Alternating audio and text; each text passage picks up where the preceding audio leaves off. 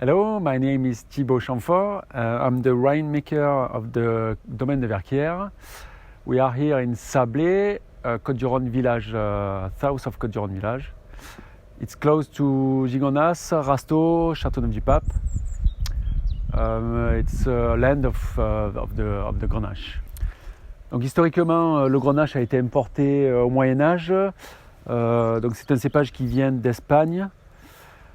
Il aime s'acclimater dans les sols argilo-calcaires et le climat méditerranéen qui est chaud et sec.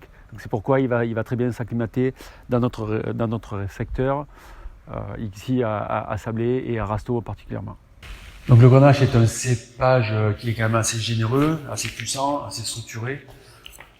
Donc il faut garder cette maîtrise, il faut essayer de garder une bonne maîtrise pour justement trouver le bon équilibre entre la puissance et la finesse et la fraîcheur.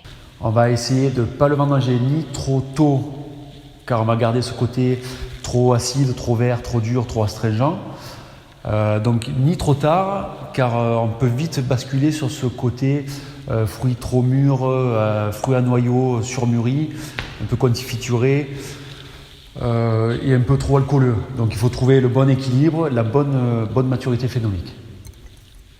Donc pour moi l'appellation Rasteau, ça fait partie des vins les plus épicés, les plus structurés des Côtes-du-Rhône Sud. Il va se rapprocher, je pense, le plus des Gigondas. Donc j'essaie de garder cette expression de terroir tout en essayant de garder de la souplesse, de l'élégance. Sur le domaine de Verquières, donc on a deux terroirs bien distincts. Donc le premier, on est sur les hauteurs de l'appellation, à 350 mètres d'altitude environ. Donc on est sur des sols de marne beige avec des gros galérons en surface pour apporter fraîcheur et finesse au vin. Donc sur le deuxième secteur, on va être plus au sud de l'appellation, au bas du village, dans la plaine du village de Rasteau. Donc là on est sur des sols argilo-calcaires, ce qui va apporter plus de puissance et de structure et de caractère au vin. Donc sur mon Rasteau, on est sur donc deux cépages, la majorité de Grenache, qui est une grosse majorité de 70% de Grenache. Donc le Grenache va apporter la structure, la gourmandise, la puissance du vin.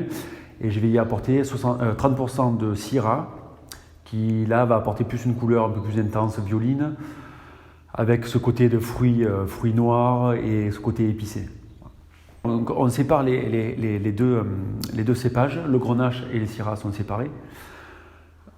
Donc après je vais faire des longues cuvaisons, des longues macérations de 30-35 jours à peu près, tout en maîtrisant les températures. Au cours de cette cuvaison, je vais faire des remontages et des délestages, voilà, pour extraire au maximum ce côté fruit, ce côté puissant, ce côté harmonieux du raisin, mais tout en cherchant cette finesse et cette élégance du vin. Voilà. Et après la vinification, on va faire un élevage dans ces gros foudres. Donc ceux-là, ils font 3000 litres à peu près, 4000 litres. Donc on va chercher non pas ce côté boisé parce que vous voyez que c'est des vieux bois, mais on va essayer de patiner un peu les tanins, d'arrondir un peu les vins. Voilà, on va chercher la micro-oxygénation des vins pour donner ce côté aérien des vins. Voilà.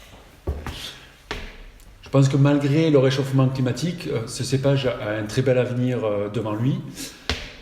Il est très bien adapté à notre région, donc je lui prédis un très bel avenir.